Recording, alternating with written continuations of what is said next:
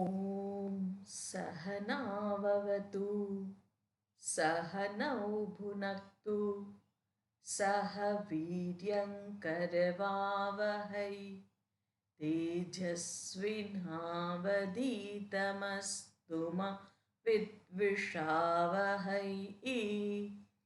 ॐ शान्ति शान्ति शान्तिः।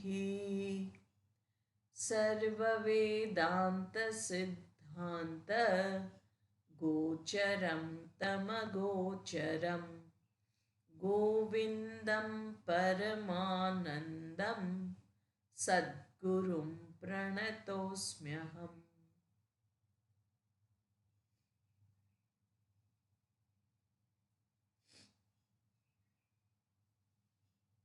દેહની અંદર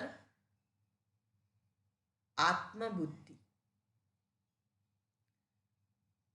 એ મારા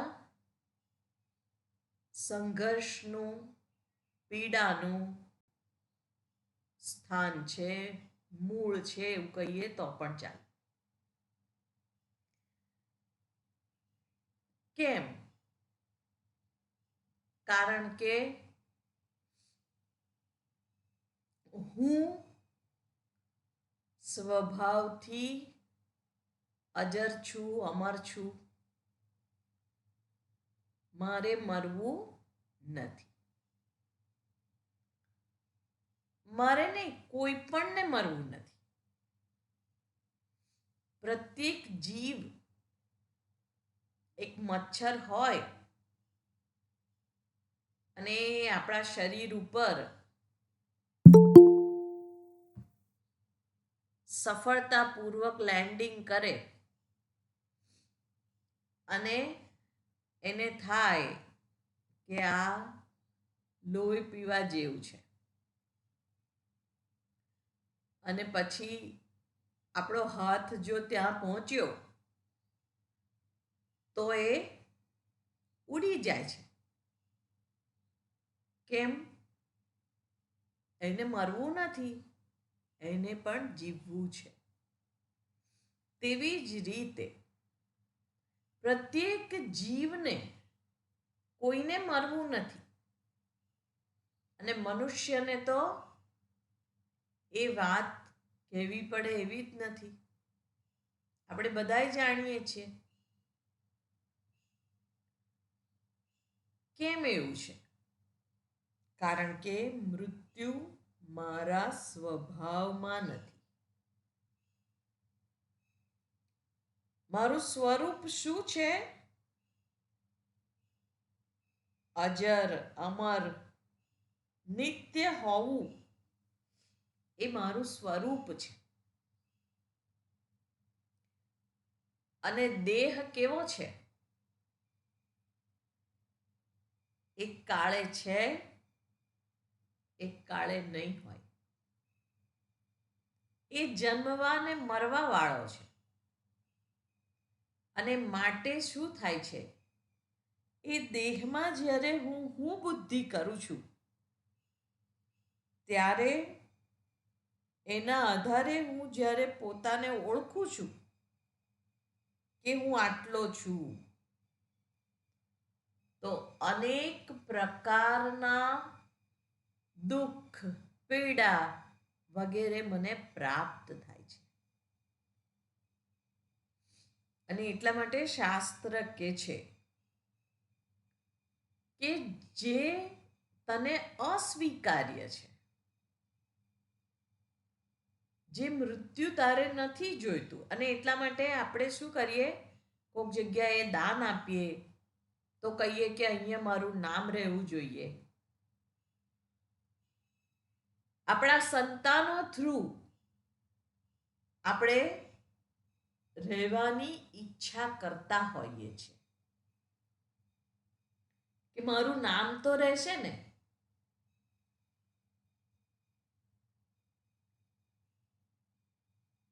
પણ શાસ્ત્ર કહે છે કે એવું કંઈ કરવાની જરૂર નથી. આ જે દેહ છે એની અંદર જે હું બુદ્ધિ છે તારી, એ હું બુદ્ધિનો તું ત્યાગ કર. એટલે 163માં શ્લોકની અંદર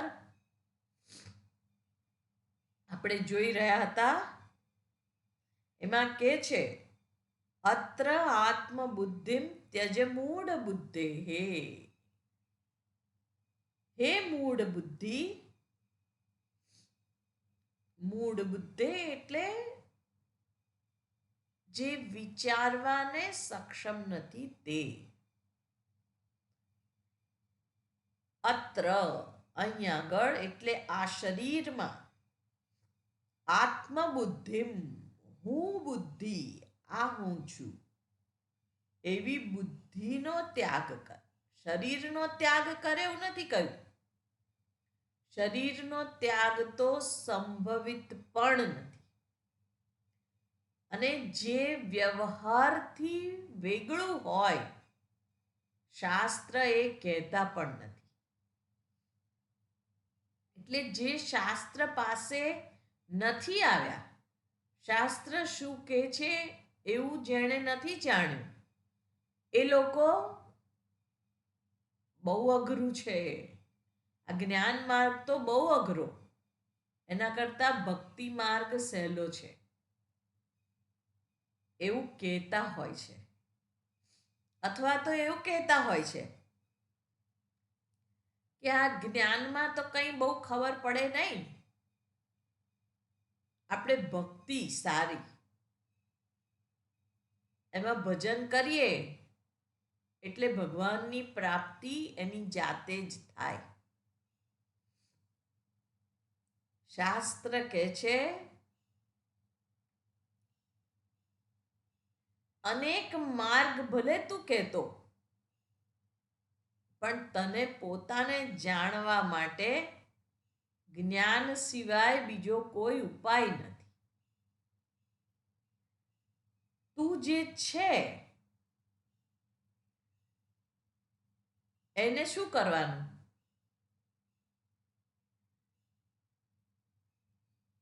એને શેનાથી પ્રાપ્ત કરી શકાય? જાણીને. બરાબર, જે હોય જ એને તો પ્રાપ્ત કરવાનો સવાલ જ ઊભો નથી થતો. એટલે અહીંયા આગળ આત્મબુદ્ધિ, હું બુદ્ધિ, જે તું આ દેહની અંદર, અને દેહ શેનો છે તો કહે છે કે ત્વં માંસ મેદ અસ્થિ પુરીશ રાશૌ. ત્વં ત્વચા, માંસ, મેદ એટલે ચરબી, અસ્થિ એટલે હાડકા, પુરીશ એટલે મળ, અને રાશૌ એનો સમૂહ છે, એનો ઢગલો છે. અને એમાં જ તું હું બુદ્ધિ કરે અને પછી એમ કે આ હું છું, તો ક્યાંથી મેળ પડે? કારણ કે તને જે જ્ઞાન છે તારા પોતાના વિશેની જ તારી સમજદારી એ અજ્ઞાનથી ભરેલી છે. કોઈ આપણને દેહના આધારે કંઈ કહે, આપણે કહીએ કે એ મને નથી જાણતો, એને મને કેવું કહ્યું. ત્યાં પ્રશ્ન કરવાનો છે આપણે જ આપણી જાતને કે શું હું મને જાણું છું? એ નથી જાણતો તો કંઈ વાંધો નહીં આવે, પણ વાંધો ક્યાં આવે છે? હું નથી જાણતો અને એ કહે છે હું સાચું માની લઉં છું. એટલે એક રસ્તા ઉપર 4 વ્યક્તિ જતા હતા, અને પછી ચારે વ્યક્તિને ઓ ભાઈ, ઓ મગનભાઈ, એવા બધા નામથી પેલા પાછળ હતા એ બૂમો પાડતા હતા. પણ એ 4 તો એમની મસ્તીમાં ચાલ્યા જ જતા હતા, અને કોઈ રીતે ઊભા ના રહે. એમને ઊભા રાખવા માટે પેલા ભાઈએ કહ્યું કે એ અક્કલ વગરના, ચારેય પાછળ જોયું. એટલે હું મારી જાતને ઓળખું છું, એ તો કહ્યું એણે. પ્રશ્ન ત્યાં જ છે.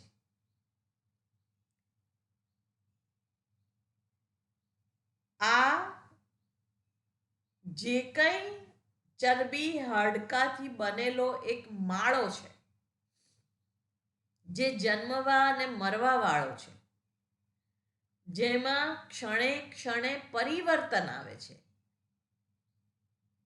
એ માળાને હું ગણ્યો છે.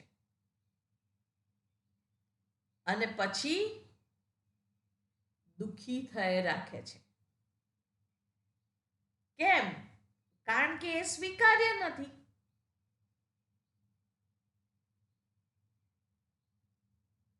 અને એમાં હું બુદ્ધિનો ત્યાગ કરી અને શું કહે છે? સર્વાત્મની બ્રહ્મણી નિર્વિકલ્પે. આ બુદ્ધિ તારી ક્યાં લગાડ? તો સર્વાત્મની, સર્વના આત્મ સ્વરૂપ જે બ્રહ્મ છે, જે નિર્વિકલ્પ છે, જેમાં બીજું નથી, એમાં તું આત્મભાવ રાખ અને પરમામ શાંતિમ ભજસ્વ. પરમ શાંતિને પ્રાપ્ત કર. પરમ શાંતિ એટલે શું? જે શાંતિ આવવાને જવા વાળી નથી, જે શાંતિ છે જ. અને ગઈ વખતે આપણે જોતા હતા કે જે શાંતિ આવે એ જવાની જ છે, એ જાય જ. દુનિયાનો નિયમ છે, જે આવે તે જાય. એટલે આપણી શાંતિ કેવી છે? આપણે શાંતિ ક્રિએટ કરીએ છીએ. કેવી રીતે? બાહ્ય પદાર્થોને આધારે. બહુ થાકી ગયો છું હવે આ કામથી, શાંતિ માટે હવે હું કોઈક જગ્યાએ જવા માંગુ છું. આપણે શાંતિ બહારના સંદર્ભની શોધ્યા કરીએ છીએ. એમાં ખોટું નથી. એ શાંતિ વાળું જ્યારે મારું પોતાનું અસ્તિત્વ હોય છે, ત્યારે સ્વરૂપનું ચિંતન કરવું મારા માટે સરળ બને છે. પણ એ શાંતિનો સદુપયોગ હું કરું છું કે પછી અશાંતિમાંથી રાહત મેળવી અને ફરી અશાંતિને જ પ્રાપ્ત કરવા માટે દોડું છું, એ મારે જોવાનું છે. એટલે બધું સરખું કરીને શાંતિ મેળવીએ આપણે. જાણવાનું કે સરખું કરેલું પાછું અસ્તવ્યસ્ત થવાનું જ છે. કારણ કે બાહ્ય પરિબળો કોઈ આપણા હાથમાં નથી, પણ મારું મન મારા હાથમાં છે. અને એ મન ઉપર મને કાબુ આપેલો છે. અને એ મન એ બુદ્ધિથી જાણવાનું છે કે એ પરમ શાંત સ્વરૂપ હું પોતે જ છું. એટલે બીજી બધી શાંતિ આવે ને જાય, પણ આ શાંતિ જે મારું સ્વરૂપ છે, જેના કારણે બધી જ વૃત્તિઓ પ્રગટ થયેલી જણાય છે. એટલે નદીની અંદર પ્રવાહ અતિ વેગથી વહેતો હોય તો કેવી રીતે ખબર પડે છે? કિનારા સ્થિર છે. અને આપણે સ્થિર કિનારા ઉપર ઉભેલા છીએ એટલે એ વેગને જોઈ શકીએ છીએ. તેવી જ રીતે મારું શાંત સ્વરૂપ છે અને એની અંદર બધી જ વૃત્તિઓ, પ્રેમ, કરુણા, ભય, ચિંતા, સહૃદયતા બધું જ ઉઠ્યા કરે છે, મને જણાય છે. પ્રેમ પ્રગટ થાય કે દ્વેષ પ્રગટ થાય કે ક્રોધ પ્રગટ થાય કે કરુણા પ્રગટ થાય, એની સાથે જ્યારે હું વહી જાઉં છું ત્યારે હું ત્યાં ઊભો નથી રહેતો, પણ વાસ્તવિકતા શું છે? હું છું, હાજર છું, ત્યાં સ્થિર છું. માટે હવે ક્રોધ આવ્યો છે અને હવે એના સ્થાને કરુણા પ્રગટ થઈ છે, એ મને જણાય છે. એનો જાણનાર હું છું. તો જ્યારે હું એની સાથે જોડાઈ નથી જતો ત્યારે મને ભાન છે કે આ વૃત્તિ મારામાં ઉઠી છે. એટલે સહજ રીતે જ એનો દ્રષ્ટા જ્યારે હું બનું ત્યારે મને પરમ શાંતિ પ્રાપ્ત જ છે એનું દર્શન થાય છે. અહીં આગળ અનાત્મા સાથે એનું આ મિથ્યા અને ક્લેશકારી તાદાત્મ્ય દૂર કરવાનો ઉપાય આપણને આચાર્ય શંકર આ શ્લોકમાં આપી રહ્યા છે. મિથ્યા કેમ કહ્યું? મિથ્યા એટલે જે ત્રણેય કાળમાં એવું ને એવું રહે નહીં, એને મિથ્યા કહેવાય છે. મિથ્યા એટલે નથી તેવું નહીં. આ શરીર નથી, આ મન નથી, આ બુદ્ધિ નથી એવું નહીં, અથવા તો એ નકામું છે એવું નહીં. આપણે તો સામાન્ય વાતચીતની અંદર આ મિથ્યા શબ્દનો અર્થ ના જાણતા હોઈએ એટલે શું કહીએ? આ તો બધું મોહ માયા છે, આ તો બધું મિથ્યા છે, આ ધન મિથ્યા છે, આ સંબંધો મિથ્યા છે, આ શરીર મિથ્યા છે. મિથ્યા એટલે નકામું નહીં, નથી એવું નહીં, પણ ત્રણેય કાળની અંદર એનું અસ્તિત્વ એવું ને એવું રહેતું નથી. આ મન બદલાય રાખે છે, બુદ્ધિના નિર્ણયો બદલાય છે, આ શરીરની અવસ્થાઓ બદલાય છે, અને એ બદલાવ જેમાં આવે છે એ મિથ્યા છે. અને એને કેમ ક્લેશકારી કહ્યું? કારણ કે જ્યારે આ તાદાત્મ્ય થાય છે, જ્યારે એની સાથે હું પણ જોડાઈ જાય છે, ત્યારે એ મારા સ્વભાવથી વિરુદ્ધ છે, એ મારા સ્વભાવમાં નથી, માટે મને એ અસ્વીકાર્ય થાય છે.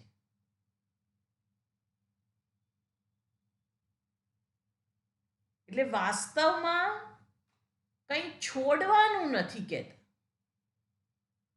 જે વસ્તુતઃ કંઈ છોડવાનું શું છે? એ અજ્ઞાનનો ત્યાગ છે, એ ભાવ છે. પ્રાણનો ત્યાગ નથી કરવાનો, દેહનો ત્યાગ નથી કરવાનો, કંઈ ત્યાગ નથી કરવાનો, પણ જે ભાવ છે, આ દેહ હું છું, એ સમજદારી મારી જ પોતાની છે, એનો ત્યાગ કરવાનો છે. અને એ જે ત્યાગ નથી કરતો એટલે કે વૈચારિક પ્રમાદ કરે છે. આ તો કેવું છે કે આપણે કોઈકને કંઈક સ્થૂળ રીતે આપવું હોય તો આપણે કંજુસાઈ કરીએ, બરાબર છે, આપણો વિચાર કરીએ, બરાબર છે, પણ મારે મનથી તમને કંઈક આપવું હોય તો હું તમને સુકરવા સુવર્ણ રચિત હીરા જડિત સિંહાસન પર હું શું કરવા ના બેસાડું તમને?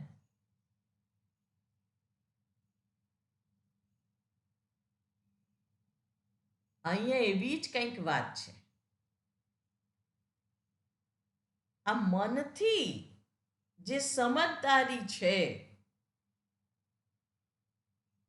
એને પ્રાપ્ત કરવાની છે, અને મનથી જે કંઈ મારી પ્રમાદવાળી બુદ્ધિ છે એનો ત્યાગ કરવાનો છે. પણ એ ત્યાગ આપણને એટલો સરળતાથી નથી થતો. એટલા માટે શાસ્ત્ર જીવનમાં પણ ત્યાગની વાત કરે છે.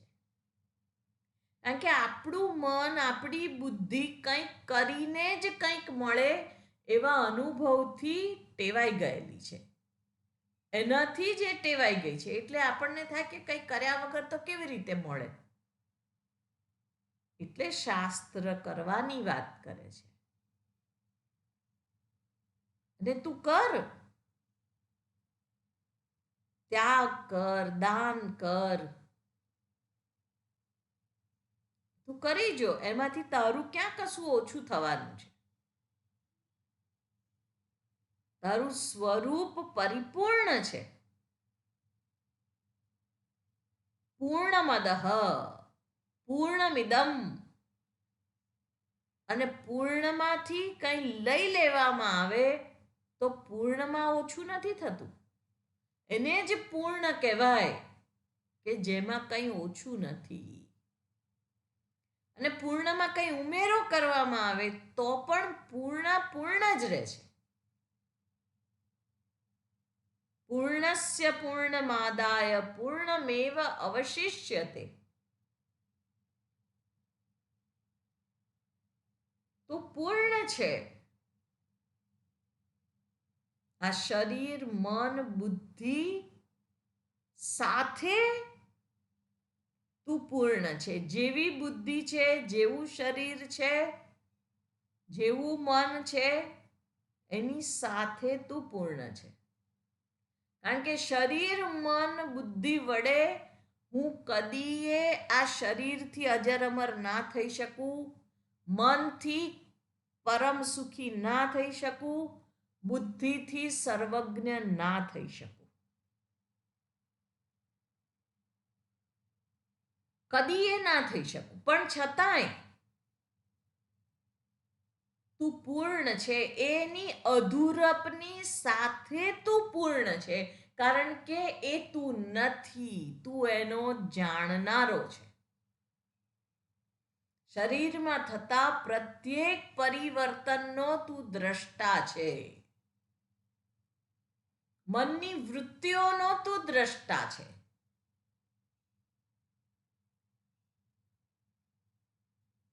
અને એની હાજરીની અંદર આ પ્રત્યેક પરિવર્તન થઈ રહ્યું છે. એ તું જાણ. કારણ કે પૂર્ણતાની પ્રાપ્તિ કંઈક કરીને નથી થવાની.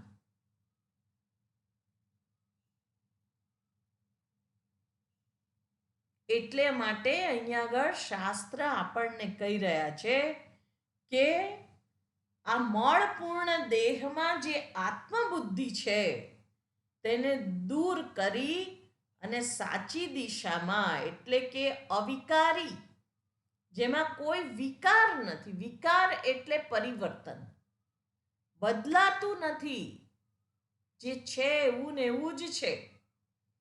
એ અવિકારી, સર્વવ્યાપી, નિત્ય સ્વરૂપ પરમ તત્વ જેને બ્રહ્મ કહે છે એમાં તારી બુદ્ધિને લગાવ. અને એ રીતે બ્રહ્મ જે આત્મા છે તેમાં પોતાની અહમ બુદ્ધિને લગાવી પરમ શાંતિનો અનુભવ કર. હવે અનુભવ એટલે ફરી પાછો આપણે જે અનુભવની વાત કરીએ છીએ એ અનુભવ નથી, પણ સુખ સમયે પણ જે હાજર છે એ જ દુઃખ સમયે પણ હાજર છે. દ્રષ્ટિ એની ઉપર હોય. સુખ દુઃખ મનમાં ન આણીએ, ઘટ સાથે રે ઘડિયા, ટાળ્યા તે કોઈના નવ ટળે, રઘુનાથના જડિયા. સુખ દુઃખ એ કેવા છે ભક્તોના જીવનમાં? અરે સ્વયં ભગવાને અવતાર લીધો તો એમના જીવનમાં પણ બધું સુખ સુખ છે એવું નથી, પણ એ દુઃખનો પણ હું દ્રષ્ટા છું. એ જ્ઞાન છે. એટલે એ જે આત્મા છે એ હું છું. આ બધા દુઃખોનું મૂળ એ મૂળમાંથી એનું છેદન થઈ જાય છે. જ્યાં સુધી તાદાત્મ્ય ભાવ રાખીશું ત્યાં સુધી આપણને પરમ સુખ બહુ દૂર લાગશે. પણ જેવું સમજી જઈશું શાસ્ત્ર શું કહેવા માંગે છે, તો એ તાત્પર્ય નિશ્ચય કરવો એ બહુ અગત્યની વસ્તુ છે. એટલે આ દેહ ઇન્દ્રિય વગેરેમાં અહંતાનો ત્યાગ કરવાનો છે. અને એ જ હવે આગળ 164મા શ્લોકની અંદર વાત કરે છે. ચંદ્રિકાબેન? હા.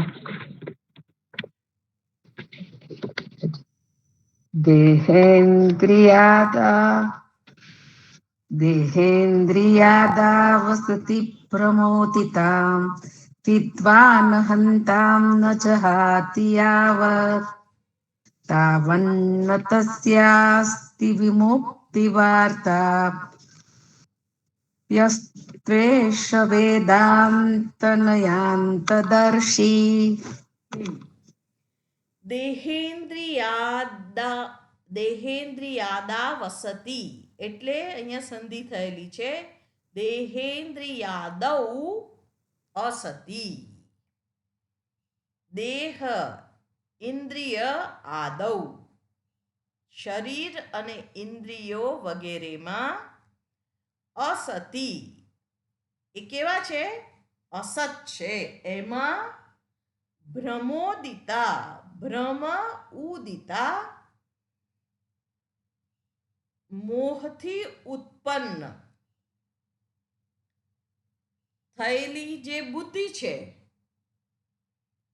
એમાં અહંતામ ન જહાતી યાવત, એમાં અહમ બુદ્ધિ અહંતા અહમ બુદ્ધિ ન જહાતી જ્યાં છોડતો નથી એ વ્યક્તિ ન જહાતી યાવત જ્યાં સુધી છોડતો નથી તાવત ત્યાં સુધી તસ્ય તેની વિમુક્તિ વાર્તા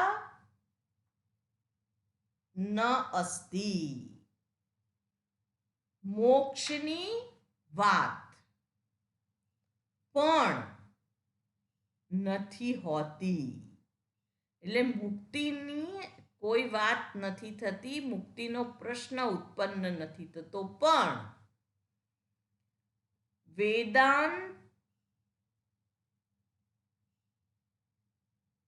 વેદાંત નયાંત દર્શી વેદાંત દર્શનમાં જે પારંગત છે એ જ્યારે પોતે આ બંધનને જોતો નથી ત્યાં સુધી એની મુક્તિનો પ્રશ્ન જ ઉઠતો નથી. એટલે જ્યાં સુધી વ્યક્તિ પોતાના અસત દેહ ઇન્દ્રિયો વગેરે પ્રતિ મિથ્યા દેહાત્મ બુદ્ધિ છોડતો નથી ત્યાં સુધી મુક્તિનો કોઈ પ્રશ્ન જ નથી ઉઠતો. ભલે તે વિદ્વાન વેદાંત દર્શનમાં પારંગત કેમ ના હોય. વેદાંત દર્શનનું જ્ઞાન હોવું એટલે બૌદ્ધિક રીતે એને સમજવું અને અપરોક્ષ રીતે એને જાણવું. એ બેમાં બહુ ફેર છે. એટલે જાણવું અને સમજવું એ બે વસ્તુ જુદી છે. હું કંઈક કહું તમને લોકોને અને પછી કહું કે સમજાય છે? હા, સમજાય છે. હું એવું કહું કે અગ્નિ ઉષ્ણ છે, સમજાઈ ગયું. એક બાળક હોય અને નવું ઘૂંટણિયા ભરતા શીખ્યું હોય, સામે દીવો મૂક્યો હોય અને ઘૂંટણિયા ભરીને એ બાજુ જાય જ્યોતને પકડવા માટે અને એની માં જોઈ જાય એટલે માં શું કરે? ઉચકીને એને પાછું લાવે અને એને ઈશારાથી સમજાવે કે આ શું છે? છે. બાળકને બુદ્ધિથી ખબર પડી કે એને કહેવાય, પણ ફરીથી માની નજર ચૂકવી પાછું ત્યાં જ જાય અને ફરી માની નજર પડે એટલે એ બોલે, બાળક બોલે એટલે માને થાય કે વાહ, આને ખબર પડી ગઈ, બહુ હોશિયાર મારો દીકરો, એમ કરીને ફરી પાછી એને દૂર લઈ આવે. અને હવે માને થોડીક નિરાશ થઈ છે મગજમાં, કારણ કે બાળકે જાતે જ કહ્યું કે એટલે માને થયું કે એને સમજાઈ ગયું છે. અને એ રસોડામાં જાય અને બાળક ફરી માની નજર ચૂકવીને દોડતું આવે અને દીવો પકડે અને પછી અવાજ નીકળે એ જે થયું એને અપરોક્ષ જ્ઞાન કહેવાય. ફરી એને આખી જિંદગી શીખવાડવું નહીં પડે કે આને નો અર્થ શું કહેવાય. એને ખબર છે હવે, એટલે એ દૂરથી જ જોશે અને એને ખબર પડી જશે કે આને અડકાય નહીં, આને કહેવાય. એટલે પહેલા એણે જાણ્યું હતું અને પછી એ પામ્યો છે. એટલે એના અર્થને એણે આત્મસાત કર્યો છે. એટલે બુદ્ધિથી સમજવું અને અર્થને આત્મસાત કરવો એ બેમાં ઘણો ફેર છે. એટલે શાસ્ત્ર કહે છે કે તું આ દેહની અંદર આત્મબુદ્ધિનો ત્યાગ કર, એટલે આપણને સમજાય તો જાય છે, કારણ કે ભગવાને પૂરતી બુદ્ધિ બધાને આપેલી છે. એટલે બૌદ્ધિક રીતે તો સમજાઈ જાય છે, પણ પરિસ્થિતિ ઊભી થાય ત્યારે એ જ્ઞાન સાથે નથી હોતું. અને આ મૂળભૂત પ્રશ્ન ઘણા બધાનો છે કે વ્યવહાર કરીએ છીએ ત્યારે તો આ દેહ હું છું એ રીતે જ કરીએ છીએ, ત્યારે આપણને એવું નથી થતું કે હું એનાથી જુદો છું. એવું કેમ? એટલા માટે અહીંયા આગળ કંઈક શાસ્ત્ર કરવાની વાત કરે છે, કારણ કે જ્યાં સુધી આ બુદ્ધિ આપણી કે મન આપણું કંઈક કરીને કંઈ મેળવી શકાય એવી દ્રઢ માન્યતા વાળું છે, કારણ કે એને અત્યાર સુધી કરીને જ મળ્યું છે. આપણે કહીએ કે આનંદ તારું સ્વરૂપ છે, એને થાય કે હોતું હશે. આ મારો મૂડ નતો અને પાણીપુરી ખાધી, આહા મૂડ આવી ગયો. હવે ખાતી વખતે કેટલો આનંદ આવ્યો છે. એટલે આનંદ કંઈક બહારથી જ આવતી વસ્તુ છે એવું મન અને બુદ્ધિને એકદમ જડબે સલાક ખબર છે. એટલે એને કહીએ કે કંઈ કર્યા વગર તું આનંદ સ્વરૂપ છે એ માને નહીં. દુઃખ એ તારું સ્વરૂપ નથી, પણ દુઃખ તો થાય છે. મારું પ્રિય ઘડિયાળ ચોરાઈ ગયું, મારી એન્ગેજમેન્ટની વીંટી પડી ગઈ, મને દુઃખ થાય છે. મારું પ્રિય પાત્ર મારી સાથે મોઢું ફેરવીને બેસી ગયું છે, મને દુઃખ થાય છે.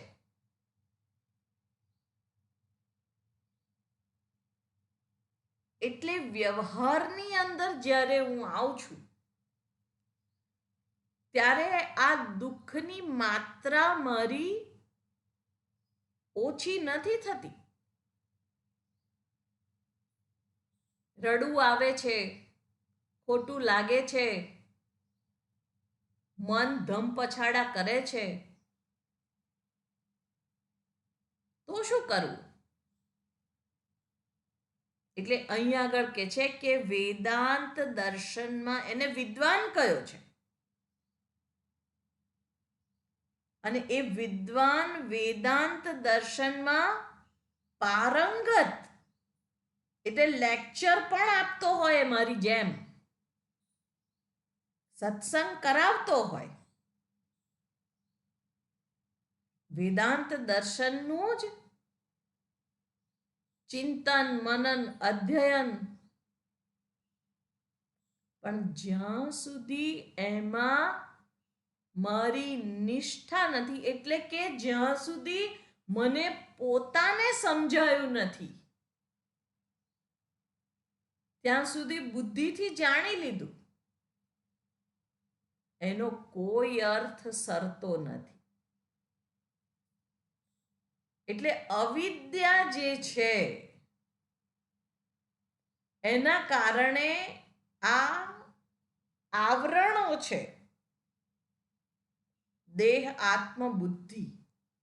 એટલે અહીંયા આગળ પોતાના અસત દેહ ઇન્દ્રિયો વગેરે જેને મિથ્યા કયા, એમાં જે દેહાત્મ બુદ્ધિ જેને તાદાત્મ્ય કહ્યું, એ મિથ્યા સાથેના તાદાત્મ્યનું પરિણામ જ છે આ બંધન અનુભવાય છે, તે દુઃખ અનુભવાય છે. કારણ કે શરીરને દુઃખ થાય છે, હું દુઃખી, મનમાં દુઃખ થાય છે, હું દુઃખી, એની સાથે મારું તાદાત્મ્ય એટલે તદ આત્મકતામ ભાવ, એ જ હું છું એવો જે ભાવ છે, મારી એવી જે સમજદારી છે, એ સમજદારીને લઈને જ હું દુઃખી થાઉં છું. અને એને જ શાસ્ત્ર બંધન કહે છે. બંધન શું છે? જે હું અનુભવી રહ્યો છું તે. બંધન શું છે આપણે કોઈને પૂછવા જવાની જરૂર નથી, શાસ્ત્રને પણ નહીં, કારણ કે એ તો મને ખબર જ છે, હું અનુભવી રહ્યો છું. પણ કેમ અનુભવી રહ્યો છું, એમાંથી છૂટવાનો શું ઉપાય છે એ નથી ખબર. એટલે એ શાસ્ત્ર કહે છે કે અજ્ઞાનના કારણે આ જે આવરણો છે એની સાથે આપણું જે તાદાત્મ્ય છે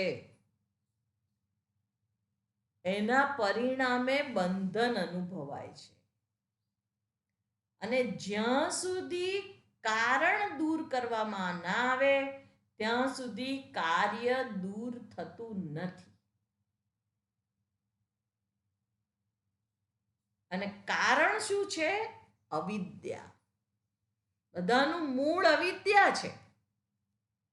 એટલે 15મા અધ્યાયની અંદર ભગવદ્ ગીતાની અંદર ભગવાન કહે છે ઊર્ધ્વમૂલમ અધઃશાખમ અશ્વત્થમ પ્રાહુરવ્યયમ છંદાંસી યસ્ય પર્ણાની યત્સમ વેદ સવેદવિત. ત્યાં સંસારનું નિરૂપણ કરેલું છે વૃક્ષના સાથે એની સરખામણી કરીને.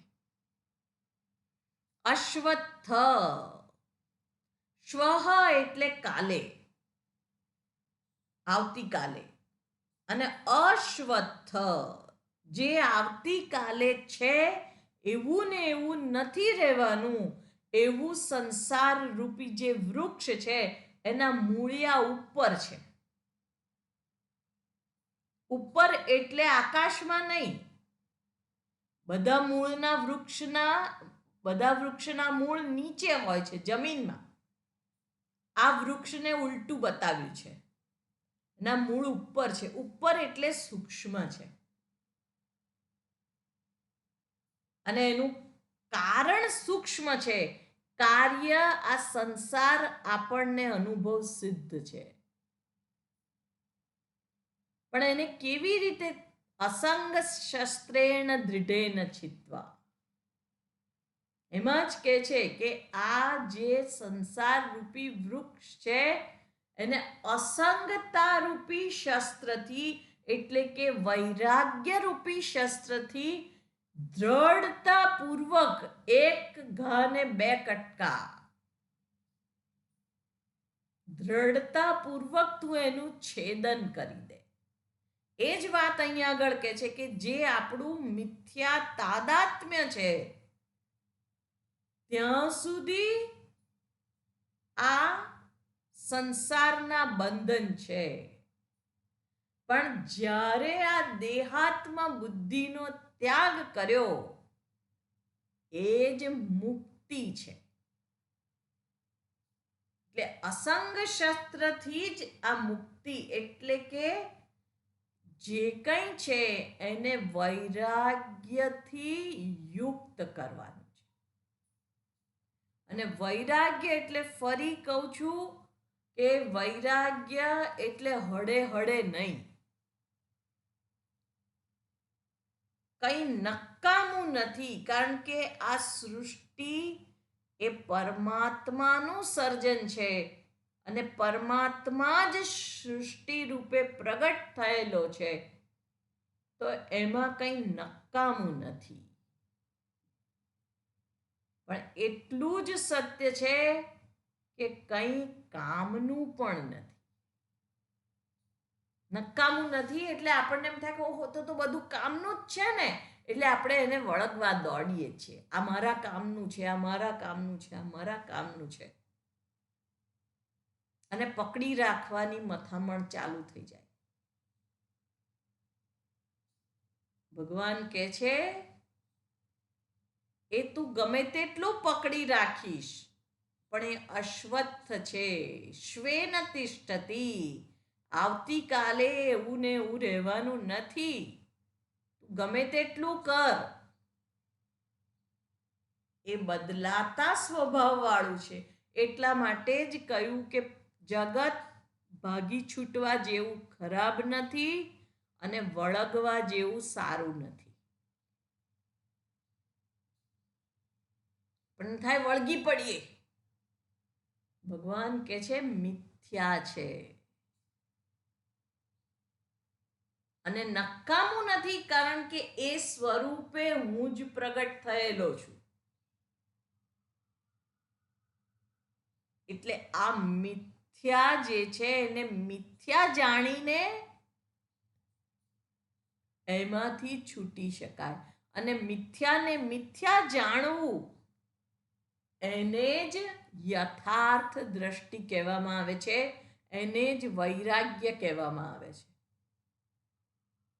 જે વસ્તુ જેવી છે એવી જોવી એ વૈરાગ્ય છે, ઓબ્જેક્ટિવ દર્શન. અને જે વસ્તુ જેવી છે એને અન્યથા જોવી એને ભ્રમ કહેવામાં આવે છે. એ વાસ્તવિક દ્રષ્ટિ નથી, એ કલુષિત દ્રષ્ટિ છે. કાં તો રાગથી કલુષિત થયેલી હોય છે આપણી દ્રષ્ટિ, કાં તો દ્વેષથી કલુષિત થયેલી હોય છે.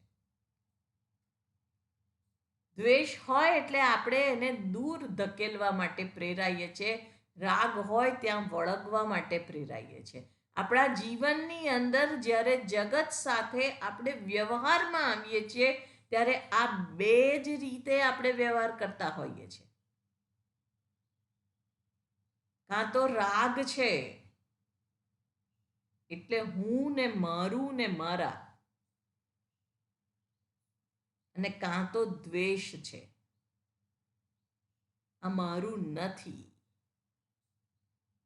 આ ના જોઈએ મારા જીવનમાં, એનું મોઢું પણ હું જોવા નથી માંગતો. એટલે કાં તો વળગવા દોડીએ, કાં તો ભાગી છૂટવા માટે દોડીએ, દોડ્યા જ કરીએ છીએ. પણ આ જગત સાથેનો વ્યવહાર કેવો હોય મારો?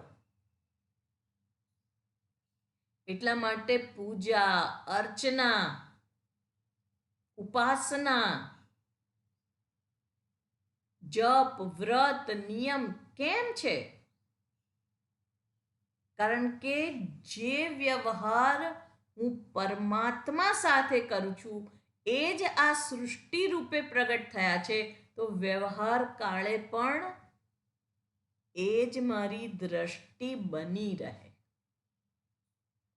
કારણ કે એ જ સત્ય છે. એટલે જ્યારે વળગવા જઈએ ત્યારે ભગવાન આપણને ત્યાં આગળની આસક્તિ છોડાવવા માટે જ્યાં વળગ્યા હોય ત્યાંથી થોડુંક તો દજાડે જ છે. અને આપણા બધાનો અનુભવ નથી, જે મારું પ્રિય પાત્ર છે કે જેને મેં મારા સગા વહાલા ગણ્યા છે એ માત્ર મને સુખ જ આપે છે. હા, એ સૌથી વધુ દજાડે. એટલે દુઃખ પણ, પીડા પણ, ચિંતા પણ, બિનસલામતી પણ ત્યાંથી જ પ્રાપ્ત થાય છે. એ આપણે જોવાનું છે. અને એટલે જે પીડા પ્રાપ્ત થાય એટલે આપણે એનાથી દૂર ભાગીએ. ભગવાન કહે છે એ પણ બરાબર નથી. તારે આ બંનેની વચ્ચે સ્વસ્થતાપૂર્વક, સ્વસ્થિતિ, સ્વસ્થતા ઊભા રહેતા શીખવાનું છે. કેવી રીતે? અસંગ શસ્ત્રેણ દૃઢેન છિત્વા. આ સંસાર વૃક્ષનું છેદન કરવાનું છે કેનાથી? વૈરાગ્ય રૂપી શસ્ત્રથી. અને વૈરાગ્ય એટલે ઓબ્જેક્ટિવ પરસેપ્શન, વાસ્તવિક દ્રષ્ટિ. જે છે એ રીતે એને જોવું, એટલે દરેક પદાર્થને, દરેક વ્યક્તિને, દરેક પરિસ્થિતિને એના બધા જ પાસાથી જોવું. આપણે એક જ પાસું જોઈએ વ્યક્તિનું અને ત્યારે આપણે એને વળગવા દોડીએ, ને બીજું પાસું જોઈએ ત્યારે આપણે દુઃખી થઈ જઈએ અને કહીએ કે મેં આવા નતા ધાર્યા. પણ જાણવું જોઈએ કે પ્રત્યેક વસ્તુ, વ્યક્તિ કે પરિસ્થિતિ એ બંને પાસાઓથી સભર હોય છે. એમાં સારું પાસું પણ છે અને મર્યાદાઓ પણ રહેલી છે.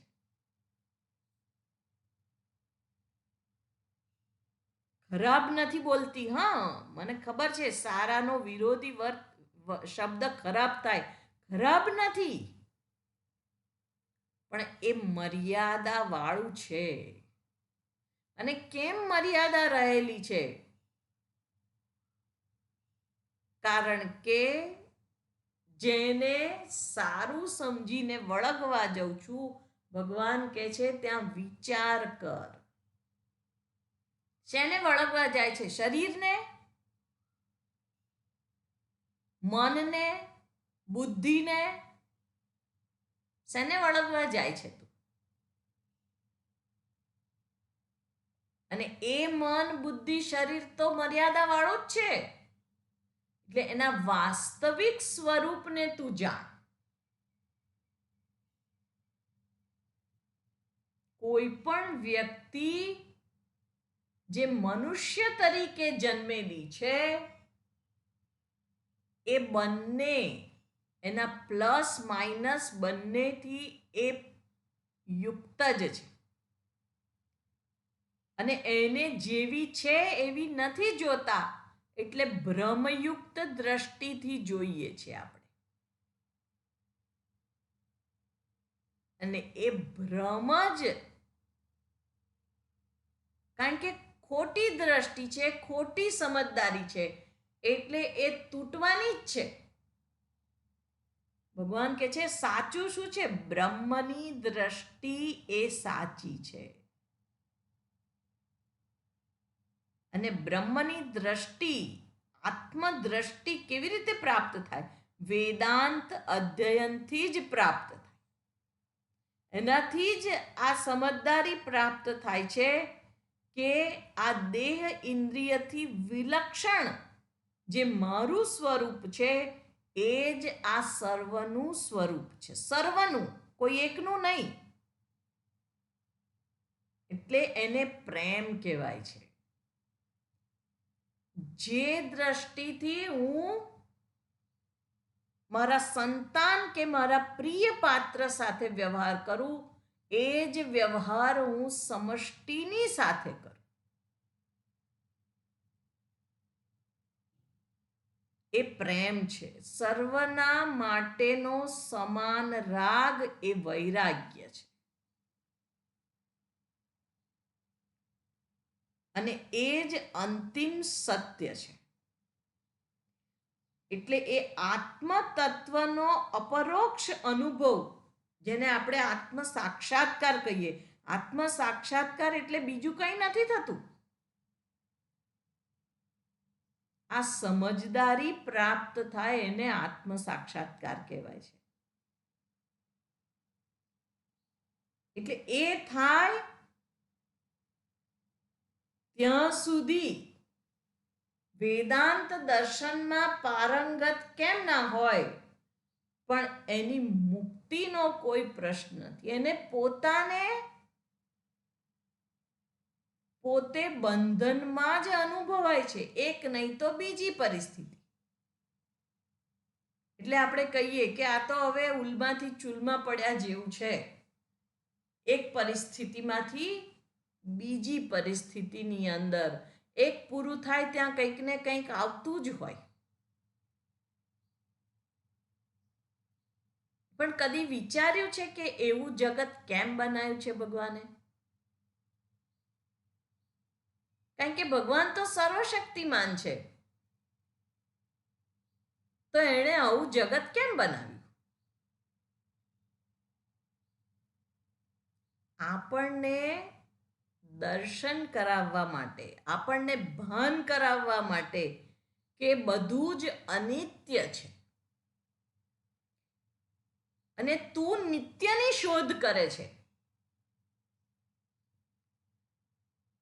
આપણે ત્યાં હંમેશા આ વ્યક્તિ આવી જ રહે, આ દિવસો જાય જ નહીં. કેમ? નિત્યની શોધ છે મને. અને એ બદલાય છે ત્યારે આપણને દુઃખ થાય છે.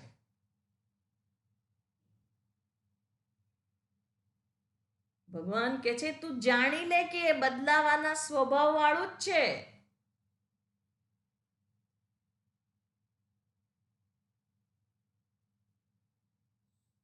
એ વાસ્તવિક દ્રષ્ટિ છે, એ વાસ્તવિક સમજદારી છે.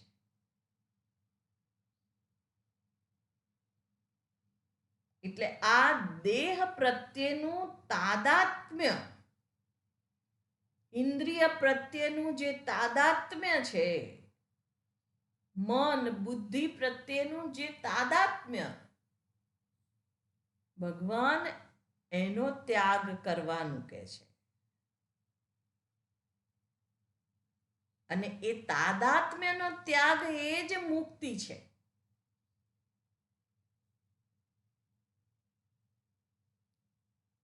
અને એ મુક્તિ આપણા શાસ્ત્ર કોઈ શરીર છોડીને બીજા લોકમાં જવાને મુક્તિ નથી કહેતા.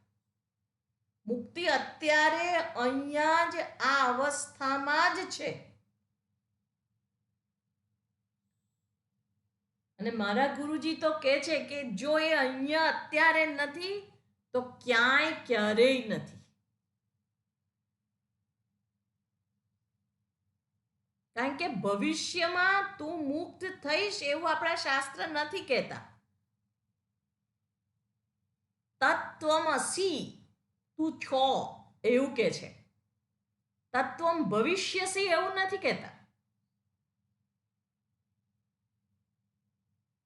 પણ જ્યાં જ્યાં મહારાજ વિશેની મારી ગેરસમજણ છે, મારું મિસકન્સેપ્શન છે, ત્યાં ત્યાં મારે મારી સમજને સરખી કરવાની છે. અને એ શાસ્ત્ર અને ગુરુની સહાયથી જ થઈ શકે, બીજી કોઈ રીતે ના થઈ શકે. એટલે અહીંયા આગળ દેહેન્દ્રિયાદૌ અસતિ ભ્રમોદિતા બુદ્ધિ ન જહાતિ યાવત. દેહ ઇન્દ્રિયોમાં ભ્રમથી એટલે મોહથી ઉત્પન્ન થયેલી અહમ બુદ્ધિ જ્યાં સુધી એ છોડતો નથી ત્યાં સુધી એની વિમુક્તિ વાર્તા, મોક્ષની વાતનો કોઈ પ્રશ્ન જ નથી. આપણે થાય કે હું યજ્ઞ યાગાદિ કરાવી દઉં, હું આટલું કરી દઉં, દાન કરી દઉં અને પછી મોક્ષ મળશે. શાસ્ત્ર પછીની વાત જ નથી કરતા. અહીંયા સ્પષ્ટપણે કહ્યું છે કે અજ્ઞાન એ જ બંધન છે, જ્ઞાન એ મુક્તિ છે. એટલે યજ્ઞ યાગાદિ કે જપ તપ એ નકામા નથી, પણ એ સાક્ષાત મુક્તિ માટેના સાક્ષાત સાધન નથી, સહકારી સાધન છે. દાખલા તરીકે ખીચડી બનાવવી હોય તો એમાં દાળ, પાણી, મીઠું, ચોખા, હળદર બધું સહકારી સાધન છે. પણ અગ્નિ ના હોય તો ખીચડી બને નહીં. અગ્નિ એ સાક્ષાત સાધન છે, અનિવાર્ય સાધન. કદાચ ચોખા ના હોય તો દાળ બની જાય, દાળ ના હોય તો ભાત બની જાય ચોખાનો. મીઠું હળદર ના હોય તો એના વગર પણ ચલાવીને ખીચડી બનાવી શકાય, પણ અગ્નિ ના હોય તો ના બને. એટલે સાક્ષાત સાધન કયું છે? સાક્ષાત સાધન જે શ્રવણથી ઉત્પન્ન થતી અખંડાકાર વૃત્તિ છે એ સાક્ષાત સાધન છે.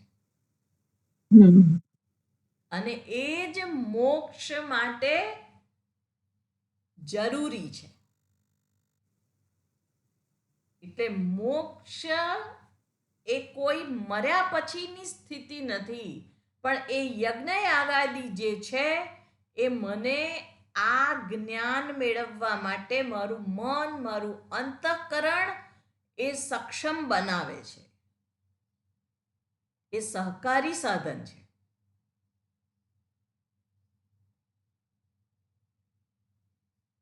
અને એ મોક્ષ જે અત્યારે અહીંયા આગળ હું છું જ, એ જાણીને જ પ્રાપ્ત થાય. અને એ જ વેદાંત વાત કરે છે કે એ જાણવાનું કેવી રીતે છે. શ્રુતિ સહાયથી ગુરુના મુખે જ્યારે અખંડાકાર બોધ નીકળે ત્યારે હા એ હું છું એ જ્ઞાન થાય. એના થકી જ મુક્તિની પ્રાપ્તિ છે. વિશેષ આપણે આવતીકાલે જોઈશું. ઓમ પૂર્ણમદ પૂર્ણમિદં પૂર્ણાત પૂર્ણમુદચ્યતે પૂર્ણસ્ય પૂર્ણમાદાય પૂર્ણમેવાવશિષ્યતે. ઓમ શાંતિ શાંતિ શાંતિ. હરિ ઓમ. શ્રી ગુરુભ્યો નમઃ. હરિ ઓમ.